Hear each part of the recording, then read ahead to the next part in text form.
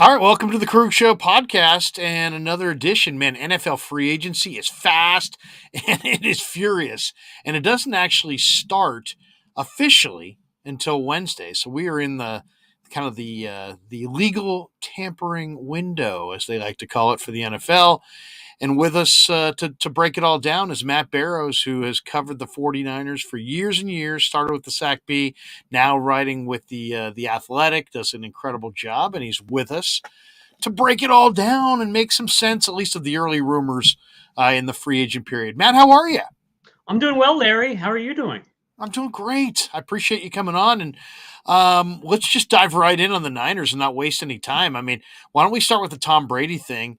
There was an awful lot of rumors about Brady and the Niners, and then Brady came out of retirement 40 days after he had retired and said he's going to come back and play this year, but he's going to do it for the Tampa Bay Buccaneers. And then there was a report this morning indicating that maybe Brady retired in the first place to try to kind of force a trade to the 49ers. And when that didn't happen, he was basically left with play with Tampa or don't play at all. And he'd like to play with Tampa. What's your read on all the Brady conjecture and talk in the last few months? Yeah, I think it's obvious that he has wanted to play in San Francisco. He certainly went down that path early in 2020. And remember, he was coming off a bad 2019 season, or bad for Tom Brady. And so the 49ers figured that they were better off with Jimmy Garoppolo. And then Brady turned around and won a Super Bowl with Tampa Bay that season. I think it's twofold. I think it's what you just said, Tampa Bay making it very clear to him that, listen, if you're going to play for a team in 2022, it's going to be for us. Obviously, even though he retired, they still have his contractual rights. And then the other part is that I think the 49ers are full bore on Trey Lance, making Trey Lance the quarterback. I think they would have considered Tom Brady, certainly, like they did in 2020. But to me, it's full steam ahead with Trey Lance. And then you've got all of the salary cap ramifications right now. I mean, here we are, 2 days out of the start of free agency, and they're well over the salary cap limit. So they've got to do some maneuvering. They've got to do something. Obviously, trading Jimmy Garoppolo or cutting Jimmy Garoppolo would handle that very easily, but it doesn't look like that's quite imminent right now. So they may have to do some other things to begin free agency, meaning that even a sort of a modest Tom Brady contract, say 20 million, 25 million, which for a quarterback is par for the course, would have been really difficult for this team to fit under the cap. If Brady had freed himself up from Tampa and they had just cut him loose and put him on the street, do you think the 49ers then would have interest in him? Or do you think, is their interest tied? Because I could never really, to me, it never made sense, Matt, that they would trade 3 picks to move up for Lance and then trade additional assets of value for 1 year of Tom Brady. But if you could get Tom Brady to just walk in because he's a free agent and the Bucs say, you know what, go where you want to go. You want to go to the Niners, go to the Niners. You fulfilled your obligation to us. To me, that is the only scenario I could really see the Niners having interest in Brady if they could somehow get him without giving away any compensation. What do you think? Yeah, I think that would have worked. They would have certainly considered it. I mean, I think if they had to do it all over again, knowing what they knew about Tom Brady's 2020 season, what was to come, that he wasn't at the end of his career back, when they were talking to him briefly, that they would have gone with him then. And this is all kind of complicated by the fact that Garoppolo's agent and Brady's agent are the same agent, Right. which has always been astounding to me. But I don't know whether they were trying to pull off something where there's a sort of a quarterback switcheroo where one guy ends up in Tampa, Garoppolo and Brady ends up here. I'm not sure what was going on, but I think that would have been the only scenario where it would have really worked with taking the Buccaneers out of the equation. Okay, let's get to Garoppolo because it seemed like he had a burgeoning market, and it was likely that he was going to get dealt. And if you had told me, it made me predict a month ago where would he get dealt, I would have said it would have been like yesterday or this morning. Probably to any number of teams that would reside in the AFC, and that the Niners would clear up cap room for the beginning of free agency so they could go either extend Debo, extend Bosa, compete for top free agents at other positions. And since that, it seems like they're dropping like flies. Carolina went with Wentz. The Steelers today added Mitchell Trubisky. It seems like there's not a lot of options now. I mean, the Saints need a quarterback. The Colts need a quarterback.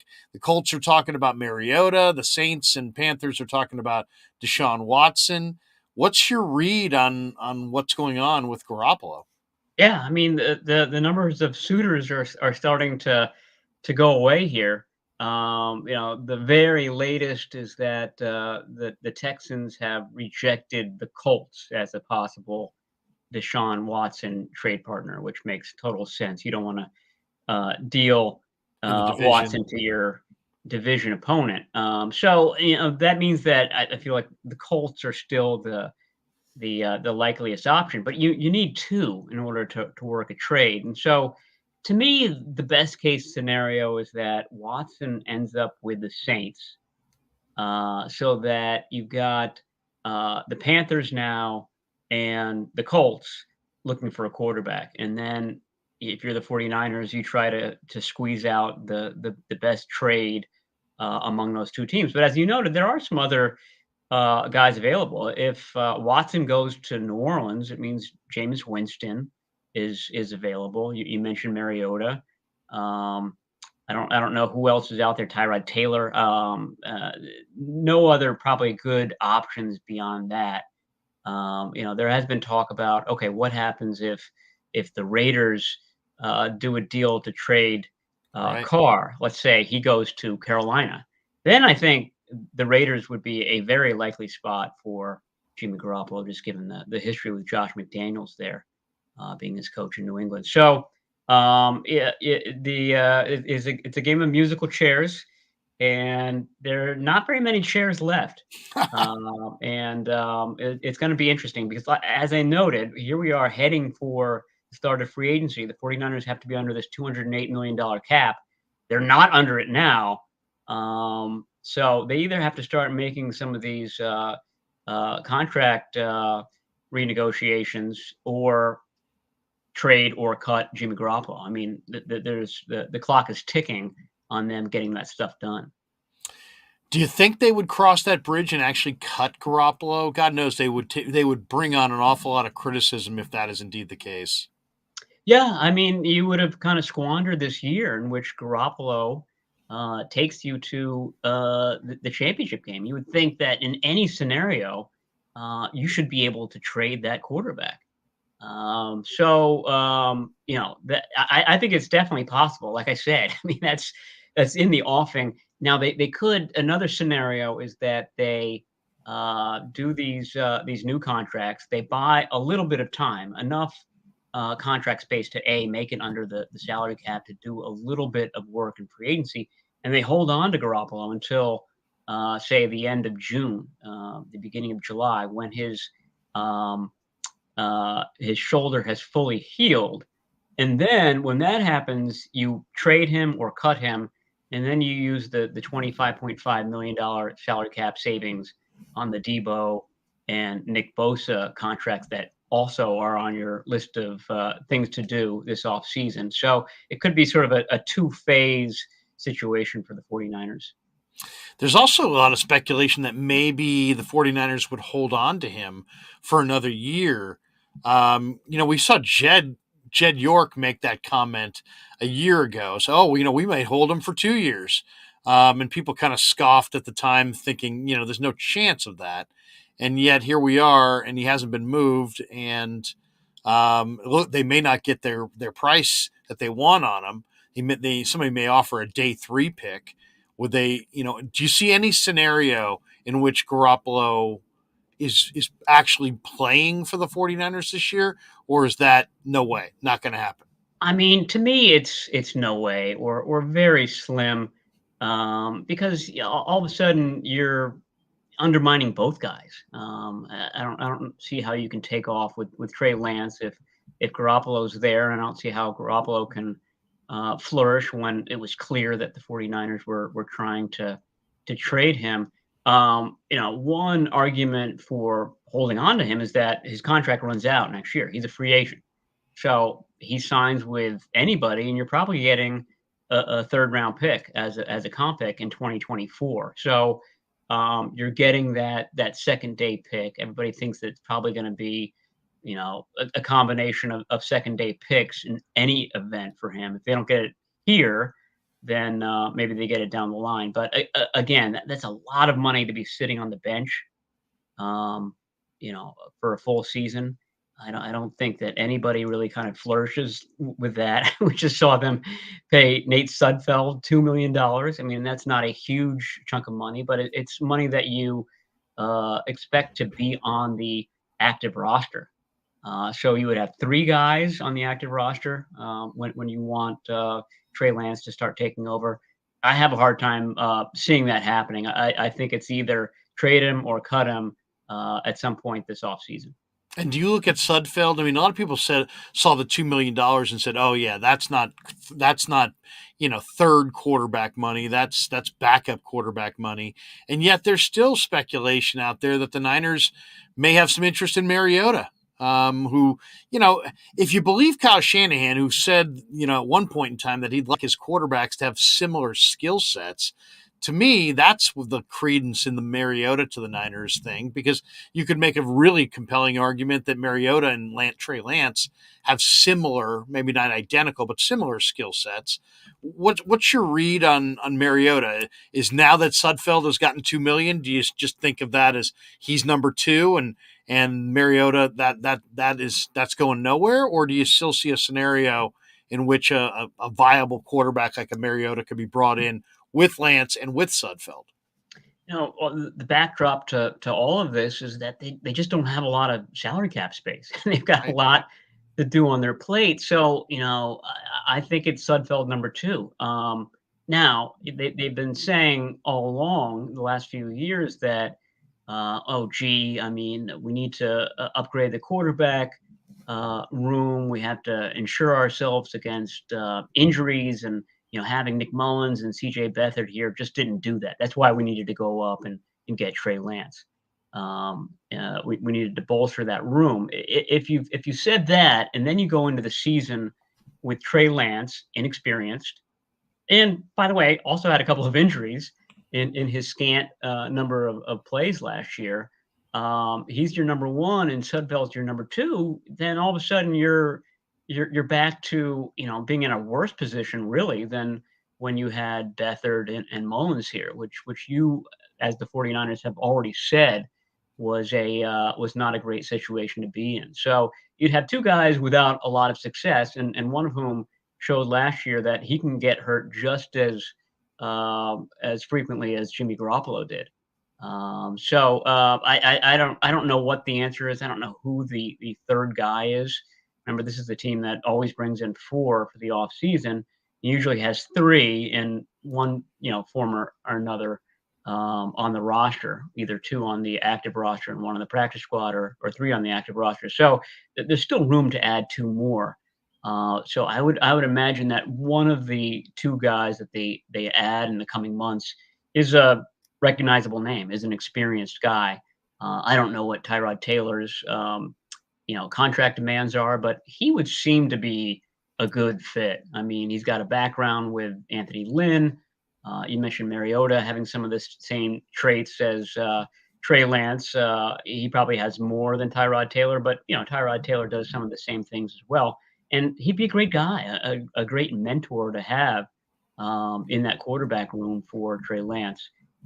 Again, though, it's just a finite amount of space that this team's dealing with. I don't know how much they can do. All right, let's believe it or not, there are other topics besides the quarterback. So why don't we jump to a couple of those? You tweeted out today that the 49ers are interested in a receiver. And it made sense. Your tweet made a lot of sense because they have Ayuk and they have Debo and they have Jawan Jennings and they're all big and physical, but they don't really have that vertical threat. They don't have Harbaugh had Ted Ginn and if you want to go back to the old Niner days with Walsh, I mean, they had Ronaldo Nehemiah. They always had a guy who could kind of run off the coverage. They didn't really have that this year. You threw out some interesting names. Jakeem Grant, who to me makes a lot of sense. He was started in Chicago last year, started in Miami, went to Chicago in a trade. Khalif Raymond, who played for Anthony Lynn in Detroit. You threw out Ray McLeod, who I believe was the leading punt returner in the NFL this year. He had a really good year for the Steelers. And then Josina Anderson threw out Marquez Valdez-Scantling, who's obviously a pretty good player out of Green Bay and a guy who's their vertical threat. So it sounds like the Niners, any way you slice it, are kind of honing in if they're going to add a wide receiver, maybe adding one in free agency and maybe adding a vertical threat and maybe somebody who could also serve as a return man. Are any of those names more likely than any other? What do you think of the group of names? I mean, I think it's a group of names so that the 49ers are putting themselves in a position to get a good deal on one of those guys. And, the two attributes are speed and special teams, an ability to return kicks and punts. For all those guys, I don't know how much Valdez Scantling does in the return game. He certainly has the speed aspect of it. But I mean, that's what the Travis Benjamin was brought in to do. Gosh, I forget when they signed him. I think it was 2 years ago, and then Right. he opted out because of COVID. And then towards the very end of the season and in the playoffs, we finally kind of saw him doing some punt return stuff, getting on the field as that vertical threat. But he's in his mid-30s. He's at the tail end of his career. These guys that we're talking about are all guys in the kind of meat of their careers. So any of those guys, I think, would be certainly an upgrade over Travis Benjamin and somebody that you can kind of put in the slot at times. Kyle Shanahan loves to run those speed guys through the backfield on the option plays and whatnots. I think that would be this isn't the championship move for them, but I think that would kind of upgrade at least a couple of areas. And then you've got a Trey Lance who ostensibly is going to attempt more deep balls than Jimmy Garoppolo did. So having that speed on the field will just keep defenses honest. Create some openings in the middle of the field for the Debo Samuels and the George Kittles. Let's react to some of the things that have happened today. I saw Miami sign Chase Edmonds, the former Arizona Cardinal running back, goes to Miami. So there was an awful lot of speculation that, Mike McDaniel would try to bring Raheem Mostert to Miami. Do you look at Edmonds going there now as kind of, cross Miami off the list? And what do you think of the viability of Raheem coming back to the Niners for another year? I mean, he's an incredibly valuable piece. He's an explosive back. He gets to the edge of the defense kind of at will. But there's Elijah Mitchell, there's Trey Sermon. Suddenly, it's a pretty crowded room in the running back room. Yeah, I mean, I think this team needs all the running backs they can get. I mean, they go through running backs very, very rapidly, and I wonder whether Mike McDaniel, that's one of the lessons that he takes with him to Miami. I don't think that Raheem Mostert's going to cost a lot of money, so I don't think that puts him out of the 49ers reach. I don't think it puts him out of the Dolphins reach. He has an off-season home in Cleveland. I don't know if that's appealing to him. You saw the Jets today sign Laken Tomlinson. There's a lot of familiar faces in New York. They're still rebuilding that team. So he's got options. I think there's going to be a lot of, I don't want to say tepid interest. We'll say modest interest in him. But I think the 49ers are his best team. And I think with the emergence of Elijah Mitchell this past year, I think that's good for Raheem Mostert. It means that he's not getting 25 carries a game. It means that he can come in chunks of plays at critical times, and he can be their third down back, which I think they really, really missed all last year. I mean, he was going to be the third down back, got hurt in week 1. And then, you saw the 49ers going through big chunks of the season with Kyle Juszczyk as the guy that they're expecting to beat linebackers and safeties as the third down back. And then Jermichael Hasty, who did an okay job, but I really think that there's a lot of room for the team to get better there. That special teams, and then all of a sudden you're kind of getting incrementally bigger, better, and maybe that amounts to one more win during the season. That could end up being a big deal. You mentioned Laken Tomlinson. Robert Saleh grabbed Tomlinson today. Joe Douglas is the general manager in New York, and they're trying to build up that offensive line, and they gave Tomlinson pretty good money. It sounds like 3 years, 40 million, 20, maybe 27 guaranteed. I mean, it's a lot of money for a guard. Do you think the 49ers made any real serious play to keep him? And is it as simple as, hey, they drafted Aaron Banks and they'll plug him in at left guard where he played at Notre Dame? Or do you see, I've seen the name John Feliciano, and some veterans have kind of been floated out there in free agency as possible Tomlinson replacements at a lesser cost.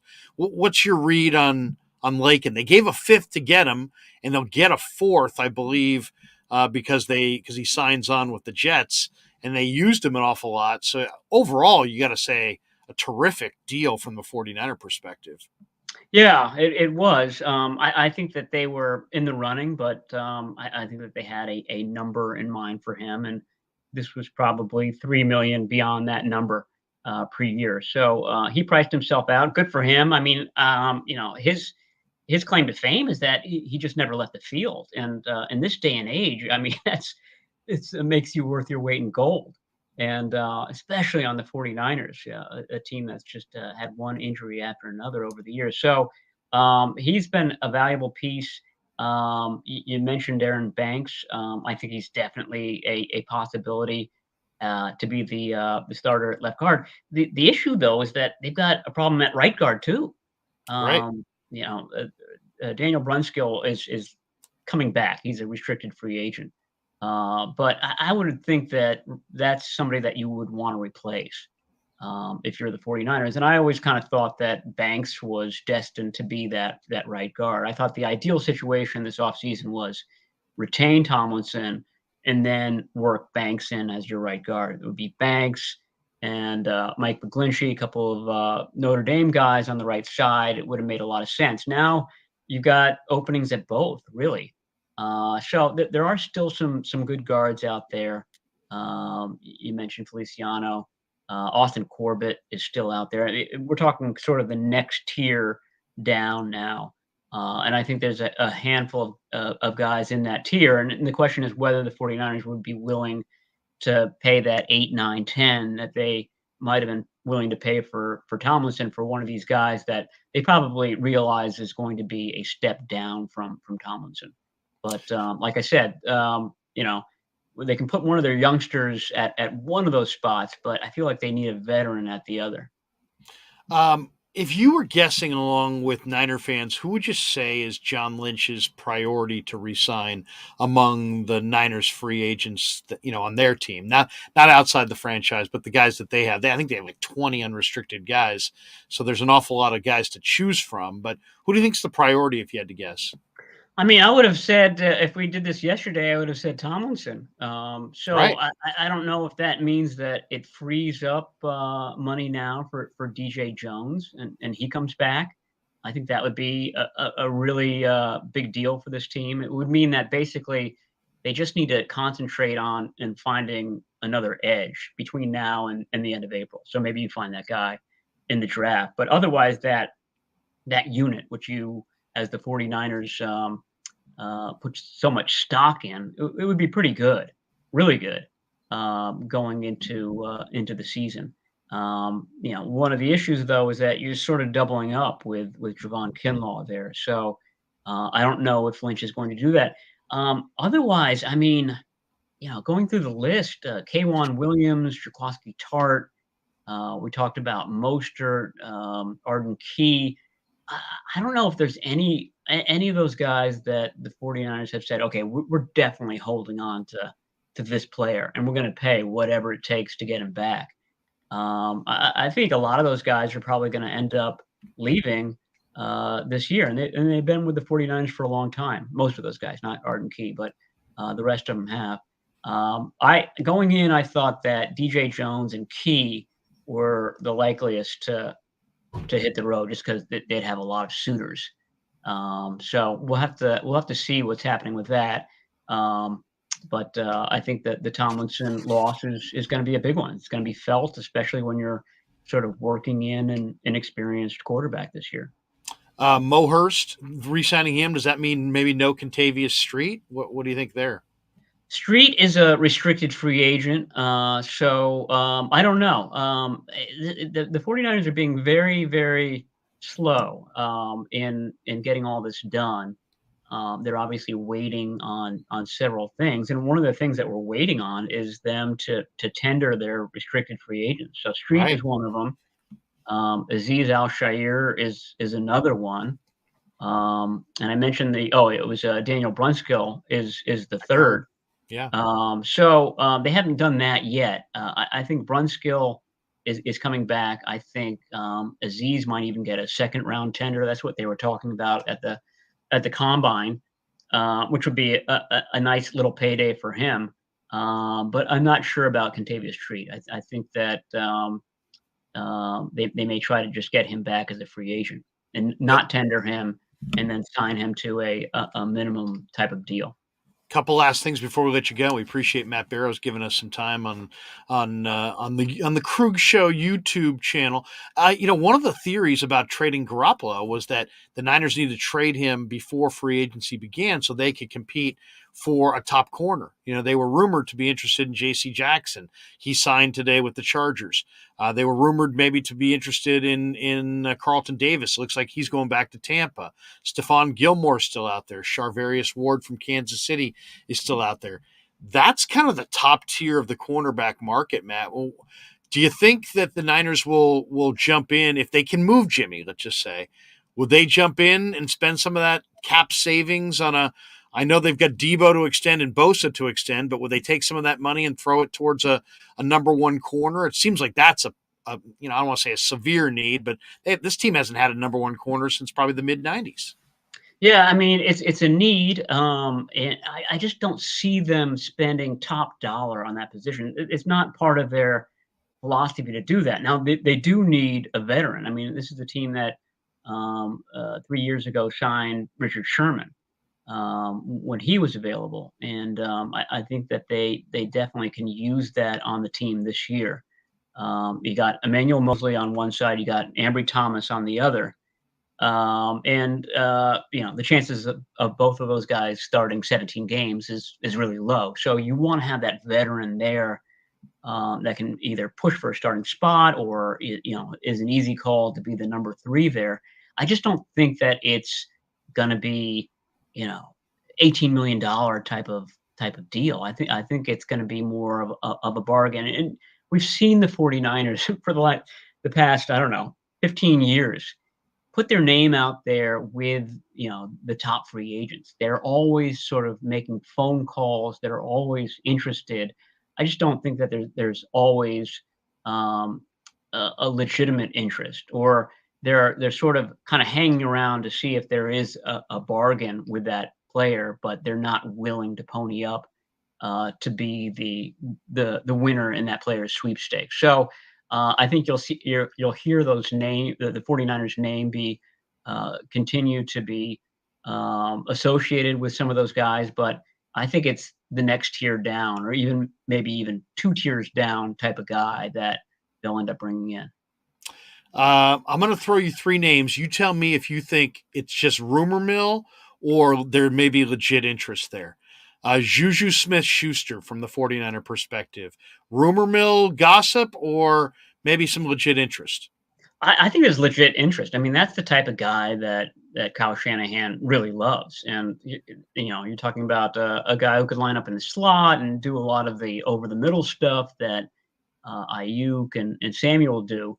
If the 49ers had $50 million of cap space, I'd say, yeah, he's definitely going to be a 49er. They just don't have the space. So when you're talking about the 49ers versus the field on a guy like that, I'm going with the field just because the money's going to be better for one of those teams. But he really fits. I mean, I've heard Kyle Shanahan say that, Juju Smith-Schuster is the type of guy that would be really nice in this offense. I'll throw you another one. Frank Clark. I thought it was interesting. Jeremy Fowler on ESPN on Sunday threw out Frank Clark as a name that, maybe as a trade, but maybe the Kansas City might cut him and that the 49ers would have maybe some interest in Clark. Clark's had a very checkered past off the field, but man, this guy's a hell of a player on the field. He's probably regressed a little bit in Kansas City. It's funny, you throw out a Kansas City defensive end, and it's like D Ford Part 2, and people have scar tissue You beat me on to the that. punch on that one. Yeah. Having the 49ers what do you think, gotten Frank fleeced Clark? enough by the Chiefs on outside rushers. And I think the latest on that was that even if the Chiefs cut him, they'd still be on the hook for a huge amount of dead money. So it's probably in their best interest to kind of do a new deal with him. So it looks like he's probably going to stay in Kansas City. But there are a lot of edge rushers out there of varying ages and costs. I mean, Jerry Hughes to me would be a really nice fit at a real bargain for what they need him for, which is 12, 15 rushes a game. I think he would be perfect in that regard, and he would not break the bank. So I think that's the type of guy that they're probably looking at. I don't know what Melvin Ingram is going to cost these days, but Right. another That's a good guy, name.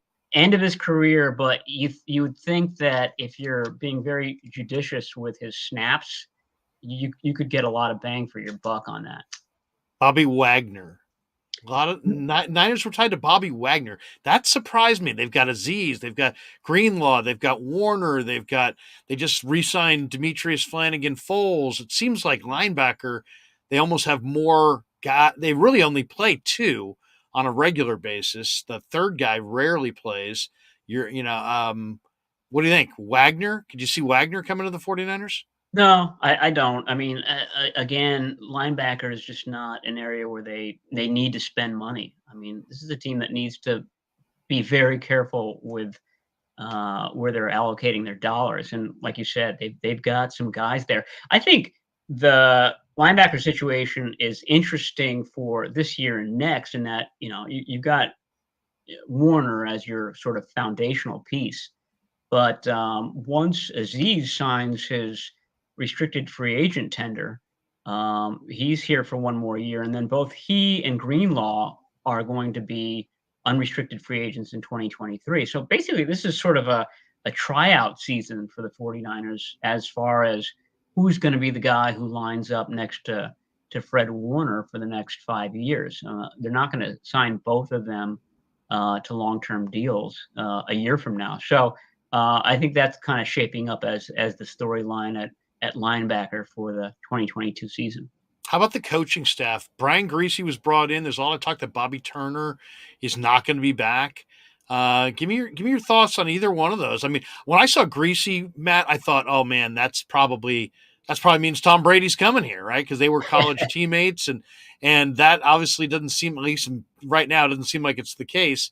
So you have a quarterback coach who's played quarterback but never coached quarterbacks, and then you have maybe one of the most esteemed, respected running back coaches in the entire league, who it doesn't sound like he's going to be back. Give me your read on both those guys. Well, I mean, I feel like the quarterback thing sort of fits into what we were talking about with Nate Sudfeld being the number two. And your reservation, if you're the 49ers on that, is he's barely more experienced than Trey Lance is. So you bring in a quarterbacks coach who was a quarterback. So you sort of get that veteran presence in there, not from having a 35-year-old quarterback in the room, but having a Brian Greasy, an ex-quarterback. I mean, none of this is perfect, but like I said, the 49ers are having to deal with some very limited salary cap space. So that's how I sort of read that. And then the Bobby Turner thing is really interesting because, he's a guy that the Shanahans, starting with Mike and then uh, turning to Kyle, have basically leaned on very heavily for the running back group. I mean, they just let Bobby Turner do his thing, and Kyle doesn't have to worry about that room at all. And he's been very active in the draft and all sorts of things. So it's going to be this has been the biggest offseason of change for Kyle Shanahan when it comes to his staff that he's had since he got here in 2017. Because Turner's been a valued and reliable lieutenant, and then Mike McDaniel has been even more so. I think he's become a second Shanahan almost on that staff. So Kyle Shanahan doesn't have either of those guys.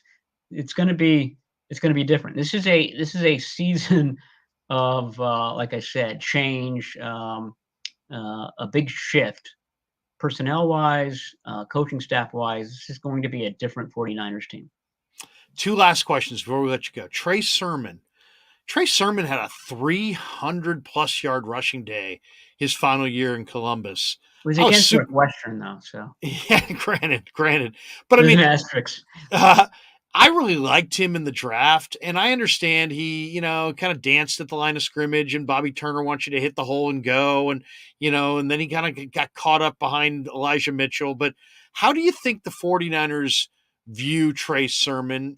I know the access to the team this year wasn't spectacular, so it's hard to have the same kinds of sources that you may have had. Let's say if I had asked you this question 3 or 4 years ago about a different running back, but what's your read on the year that Trey Sermon had and where he kind of sits in this mix?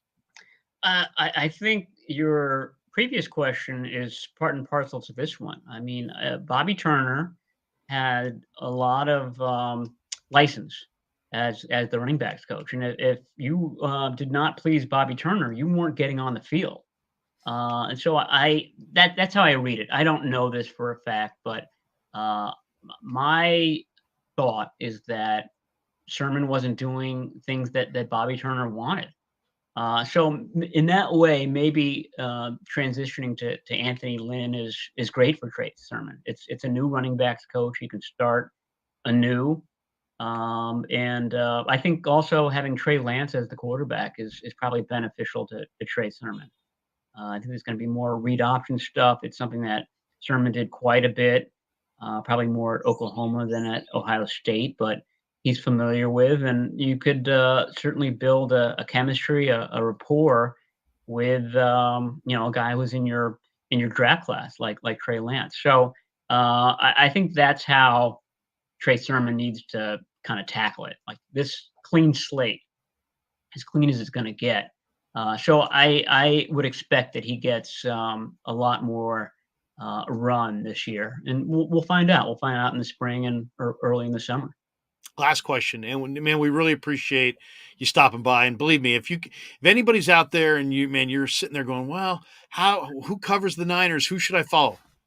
This guy covers the Niners, and you should follow this guy on The Athletic. Get The Athletic. Follow him. Follow Dave Lombardi. These guys do an incredible job. Last one is on Trey Lance. You talk to a number of people, coaches, players, personnel people, media people.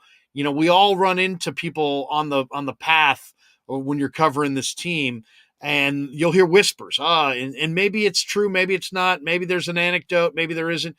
But a lot of times you file these things away.